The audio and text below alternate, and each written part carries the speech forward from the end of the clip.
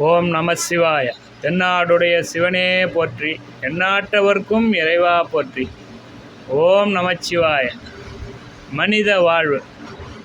இன்று ஞாயிற்றுக்கிழமை 4/1/2026.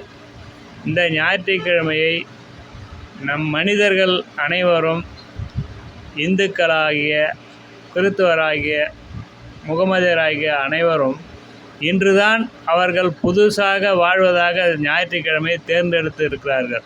என்ன காரணம் என்றால், இன்று ஒரு நாள் அவர்கள் உணவே அருந்தாத நிலைமையிலும், இன்று உணவு அருந்தி அதன் உணவாகப்பட்டது அசைவத்தை விரும்பி சாப்பிடும் நாளாக ஞாயிறை தேர்ந்தெடுத்திருக்கிறார்கள். அது மட்டும் இல்லாமல், மனிதனாக வாழ்வதை தவிர அனைத்தையும் மற்றவரிடத்திலும், மற்ற சமுதாயத்திலிருந்தும், மற்ற மேலை நாட்டு பழக்க வழக்கத்திலிருந்தும் அவன் எடுத்துக்கொண்டு தான் எதற்காக வாழ்கிறோம் என்று தெரியாமல் வாழ்ந்து கொண்டிருக்கிறான். என்ன செய்வது? கலிகாலம். இயற்கை அதன் படைப்பில் மனிதனை தவிர அறிவு குறைபாடாக மற்ற அனைத்து ஜீவராசிகளும் ஒரே நிலையில் அன்று முதல் இன்று வரை என்றும் மாறாது இருக்கிறது.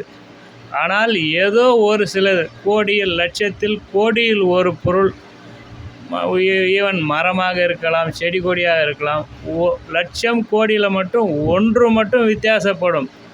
அந்த ஒன்று மட்டும்தான் நிலையாக பேசப்படும். கோடானு கோடி உயிர்கள் இருந்தாலும் அதில் ஒன்று வித்தியாசமாக இருக்கும் நிலையில் அது பேசுபடும் பொருளாக ஆகிறது உலகில். அதுபோல் மனிதன் தன் நிலையில் இருந்து, தன்னை உணர்ந்து, தான் யார் என்று நிரூபிக்கும் தருவாயில் அவன் பேசுபொருளாக ஆகிவிட்டான்.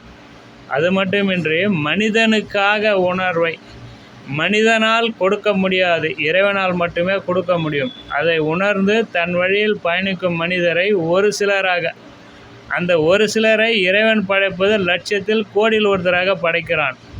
அந்த ஒரு சிலர் மட்டும் அவர் நிலையை தவறி அவர் மனிதனாக பிறந்த பிறப்பை தலைமேற்கொண்டு அந்த நிலையில் உயர்ந்து உலகுக்கு எடுத்துக்காட்டாக இருக்கிறார்கள்.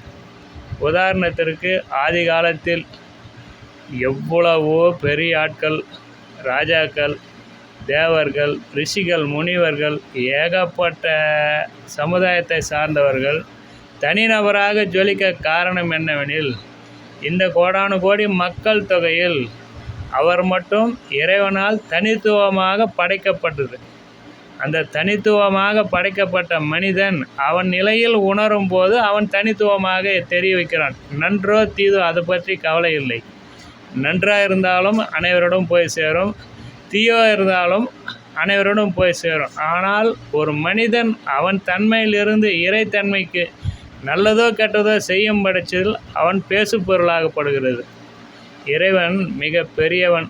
அவன் நினைத்ததை நடத்தி மனிதன் ஒவ்வொரு ஜீவன்களையும் ஜீவாத்மாவால் இருந்து மீட்டு பரமாத்மா நிலைக்கு கொண்டு போகாமல் அந்த பிறப்பை முடித்து வைக்க மாட்டான் எம்பெருமான். இது உணர்ந்தவர்களுக்கு ஆனந்தம், உணராதவர்களுக்கு அதிர்ச்சி, விஞ்ஞானிகளுக்கு யோகம், அஞ்ஞானிகளுக்கு அது நம்ம சொல்லக்கூடாது. ஓம் நமச்சிவாய. எல்லாம் இறை செயல்.